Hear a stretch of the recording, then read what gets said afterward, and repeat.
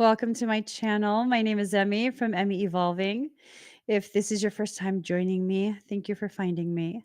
If this is not your first time, thank you for coming back. So, I'm going to pull three cards, put #1, #2, or #3, whatever you're drawn to.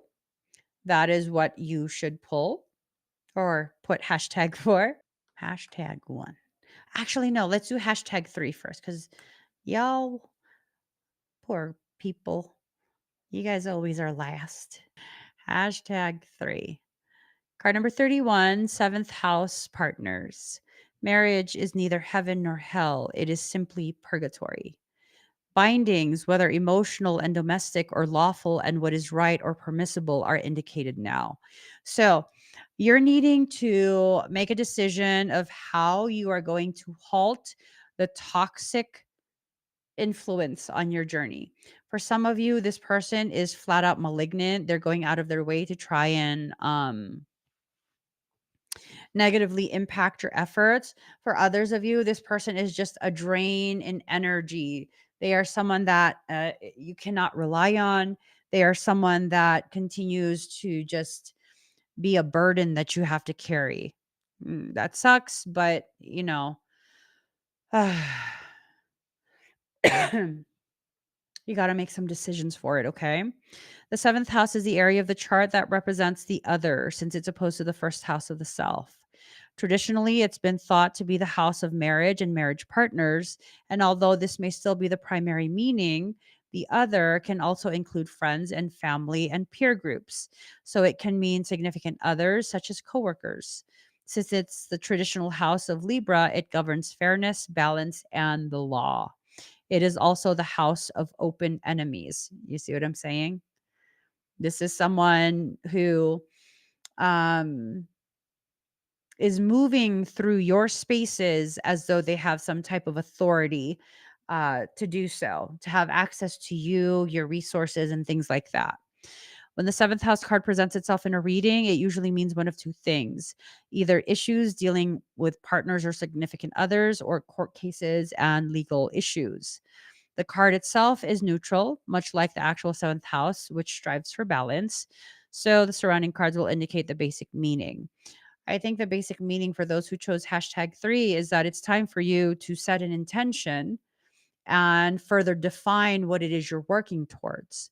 The Pisces, okay. Um, this card could imply that a relationship could be slowly dissolving or fading, much like a shoreline with a sea, erasing names written in the sand. Misinformation or lying could be part of it. If the card is referring to a court case or a legal issue, it's not a good time for that. The end result may not be what is hoped for or one that might drag on. Again, ending over time in a dissolving way with no real closure. So, Hmm. This could also indicate dispassionate or old partners, maybe even okay, I read that as patterns. I'm sorry. This section does not feel like it doesn't feel like it's relating to what this particular energy is. Okay. This card could indicate power struggles and even ruthlessness would figure in. There could be issues of domination and control with those factors. This could apply to partnerships and legal rulings. Um, oh, Lord. Excuse me. Michael goes, no, no, not that. So for people who chose #3, this can mean an engagement, a marriage, or relationship moving to the next level, as in a partnership becoming more settled and gaining maturity. It can also imply getting ready for a more serious relationship. In the case of dysfunctional or unhealthy relationships, you can look to surrounding cards to see how they will fare in the near future. So, it's a lot of changes, good things, and openly bad things. You're going to have to discern the difference between the two and see exactly what it is you need to do here. Okay. We're going to do #1 now. Okay. Card number 33 for #1. Ninth house, faith. We travel, some of us forever, to seek other states, other lives, other souls. Obstacles are being lifted. The ninth house in astrology is a house position for the sign Sagittarius and is ruled by the planet Jupiter, the planet of openness, luck, and expansion. This area of the traditional horoscope wheel is the ninth house of travel, philosophy, high mindedness, and also religion. The ninth house represents a search for meaning through established structures. Things to do with government and religion may come about whenever the ninth house is included. Destiny, fate, and karma all come into play, as well as your view of what God may or may not be. It's the house of knowledge, higher learning, lawyers, doctors, and astrologers. It is most definitely of the higher mind and our need to unite with something greater. In this way, the ninth house represents churches and schools, especially ones that are old, established, and scholarly. Since it opposes the third house of communication and writing, the ninth house represents publishing and influences through the written word. So there's something that you're needing to kind of write out. I don't know if you need to do a practice of simply writing things down and focusing your energy in that way so you can bring it to fruition, or if it's something more intense than that. It speaks of forum for written ideas and concepts, also of joining a reputable literary world. So this house is important in the charts of writers or anyone who wishes to bring their ideas into forum, usually planet wide.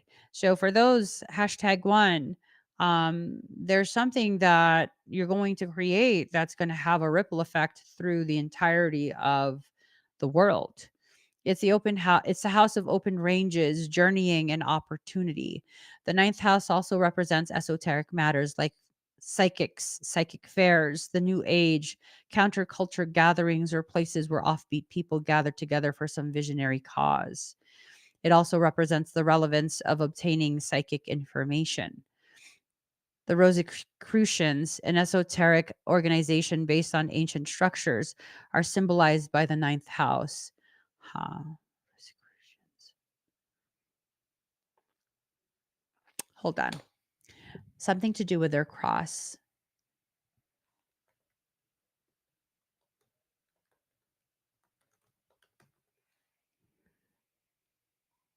Um,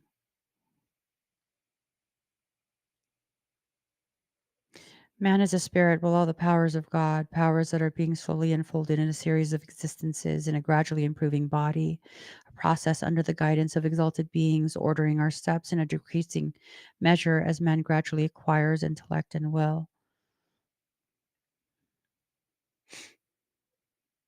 Their view of God, proceeding from the physical world to the inner worlds, God is the architect of the solar system, the source and goal of human existence. Hmm. I want their cross. Okay. So the rose represents silence, while the cross signifies salvation, to which the Society of the Rose Cross devoted itself by teaching mankind the love of God and the beauty of brotherhood. They saw it as a human process. Hmm. Hmm.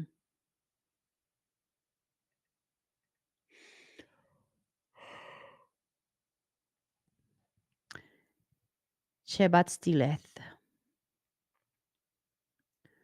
Shabbat Stileth. The red bulb is mentioned 48 times in the Bible. Jesus illustrates the rose for its rarity, beauty, and sweet, wonderful fragrance. Its fragrant flowers include a crown in the center.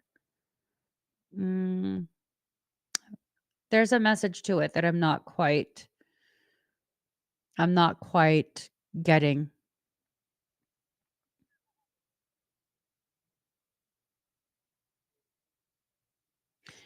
Yeah, I don't know. I don't know. There's a message to it that is just it is eluding me. I don't know it. So, oh, you've never seen a Rosicrucian crop. Hold the phone. Rosicrucians. Rosicrucian. Oops. Okay.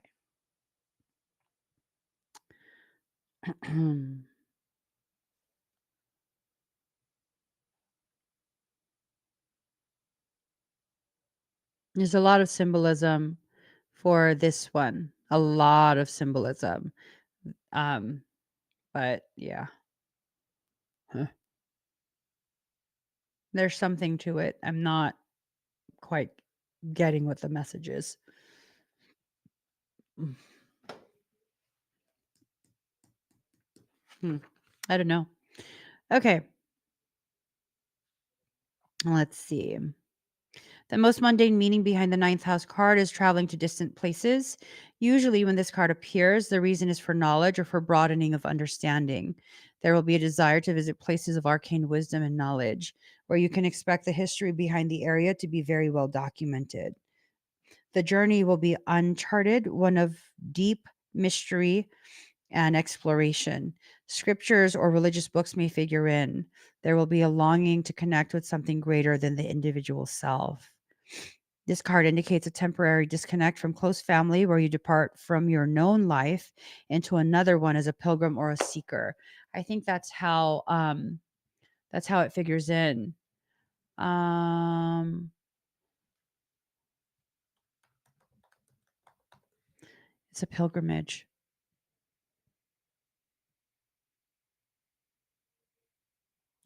A pilgrimage through matter.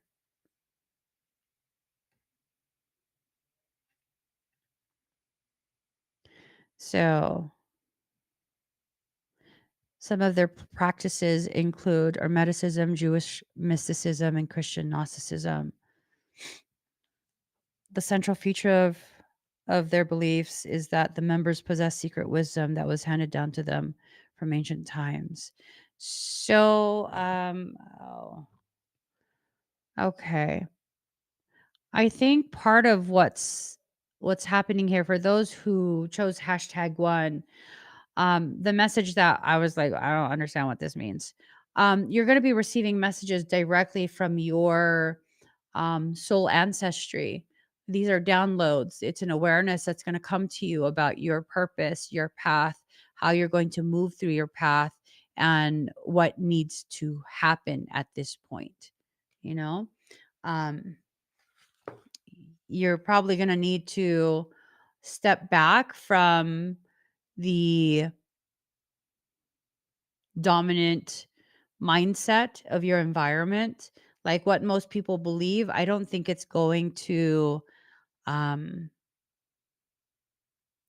I don't think it's going to be something that is going to fit into your belief structures very soon. Everything's going to change with the way you see your life and the way you see the world and the way you move through everything. So just be ready for that, okay? Um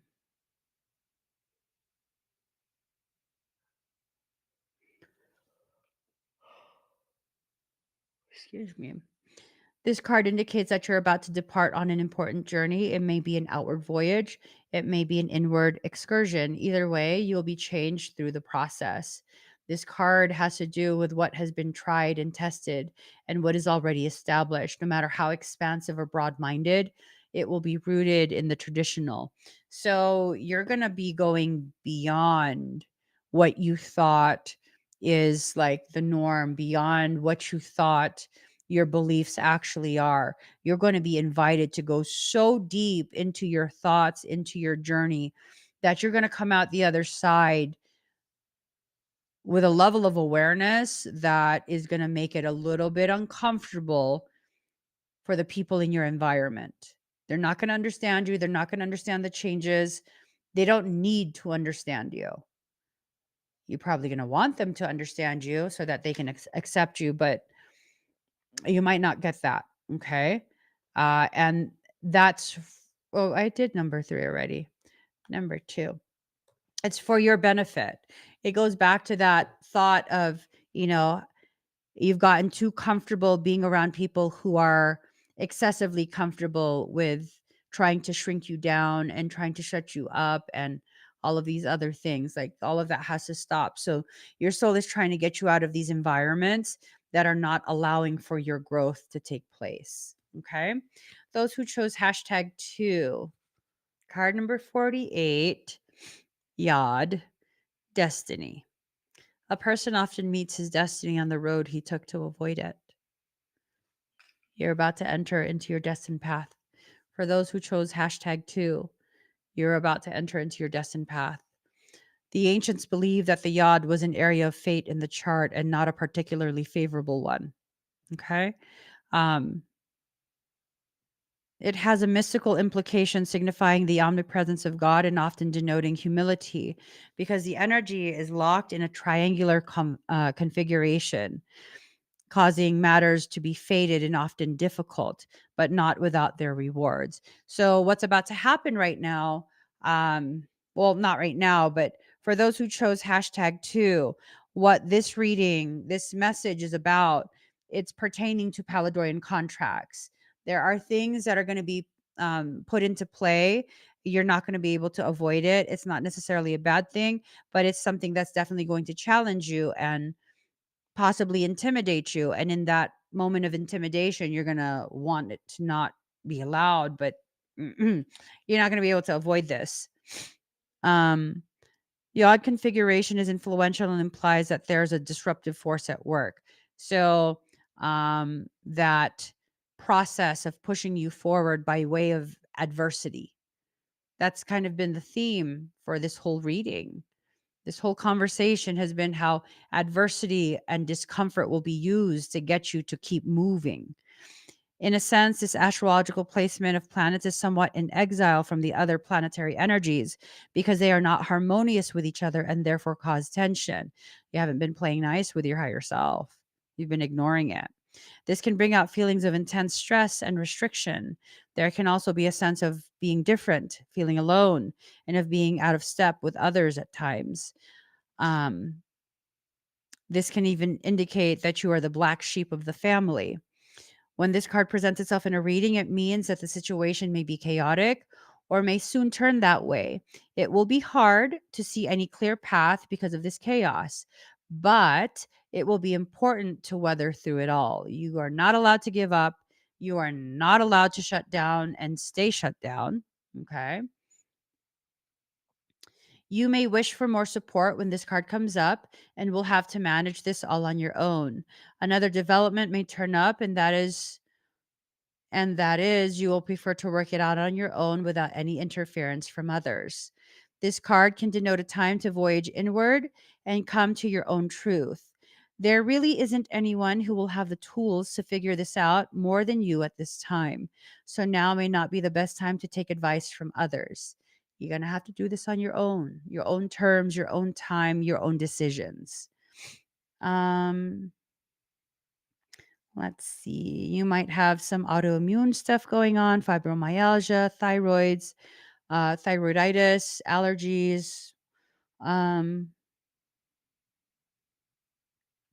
Although these diseases would not be life threatening, they could still be a crucible of sorts with a need for drastic changes to be made for relief or for symptoms to subside. More positively, this card means that circumstances are good for achieving your goal, but be prepared for sacrifices on your part and not just one, but several. You're going to have to give up the comfortable space of discomfort you've been existing in. I know, make it make sense, right?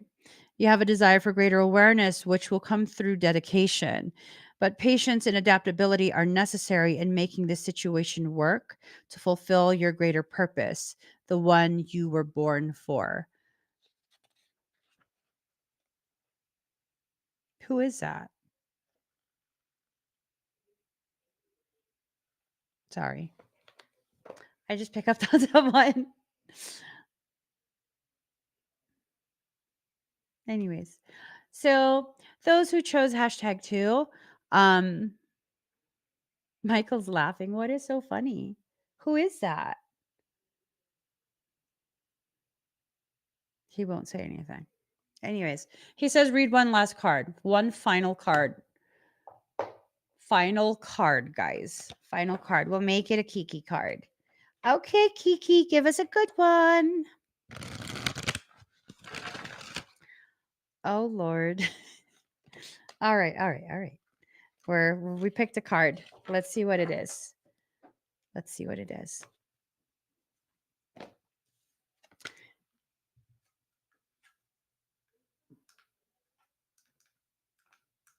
All right.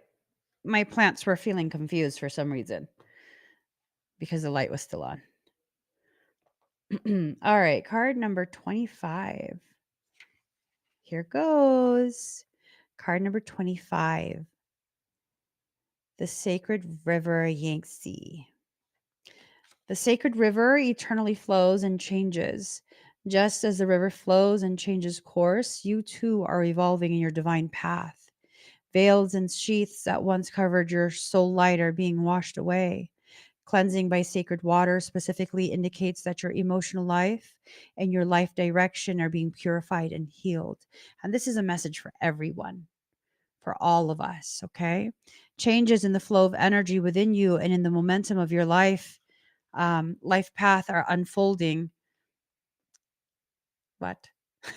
Hold on.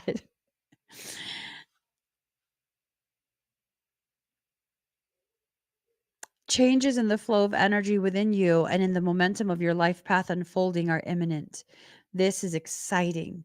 You're growing and changing, and soon your life circumstances will reflect your inner evolution. So, as within, so without, right? All that potentiality that you have stored inside you is going to be coming out, and you won't be able to stop it. You won't be able to hide it. It'll be something super beneficial for you. The sacred, the sacred river Yangtze is in which beloved Kuan Yin delights is always subtly changing course, flowing and growing. You, like the sacred river, are changing too. Your life direction is going through subtle realignments or even in the midst of a far more obvious change. You're encouraged to trust in the natural unfoldment of this process and to allow it to work its way through you and your life. The sacred river is an extension of the intelligent guidance of the Divine Mother, her hand reaching through your soul and guiding you towards your highest destiny. She helps the higher self release any impurities which it no longer needs to contain. In doing so, there can be a period of spiritual release and even physical detoxification. The detox may occur through emotions that surface, inexplicable pains or aches in the body, a feeling of tiredness for no particular reason, and a need to rest or the urge to meditate more, do healing, go for swims in the ocean, attend a yoga class, or other things that make you happy. These are natural intuitive impulses that come from your soul is going through a cleansing process as it brings more of its purity into expression on the physical plane. Kuan Yin speaks as the soul of the sacred river now and guides you to be kind to yourself during these changes and to honor your inner guidance as your own inner light grows stronger. Trust the flowing changes of the sacred river through your life. You may observe that people are even more attracted to your light during such time and in the period following this shift in your light quotient. You're holding more light in your being, and without the old veils covering your inner light, your soul is able to shine through matter stronger than ever before. Some people will be attracted to those changes in you, and your relationships will grow and improve. There might be some that are fearful of the changes. Keep firm boundaries that are loving and don't worry about any extra attention you will receive. Your light is not just growing brighter, it's growing stronger too. And you will be ready to handle any situation that comes to you with joy, grace, and effectiveness. Be kind and patient. Stay true to yourself and trust that spiritual growth serves all. So, I'd say that's confirmation that you're going to be able to handle anything and everything your life brings your way. Whatever your soul is plotting to have you experience, you already know about it. You're being asked to prepare. And I don't feel like what your soul is wanting to bring you through is a hardship. I feel like your soul is preparing something beautiful, something very, very beautiful. But if you won't allow it to unfold, it can become something very complex and difficult very, very quickly. So allow the process, trust yourself, trust your soul, and most of all, be present. Just be present. Allow yourself allow yourself to receive what's rightfully for you. Okay. So, guys, I will see you again very soon. Please make sure you give this video a thumbs up. Make sure you subscribe. Make sure you go and find me on TikTok, the real Emmie Evolving account. My real account, because there's quite a few fake accounts at this point. I only have 111 people that I follow. Only 111 people. So anyone excuse me, anyone messaging you, it's not me. It's not me. Okay. Y'all know I don't message people. I will see you guys again very soon. I hope you have an amazing weekend.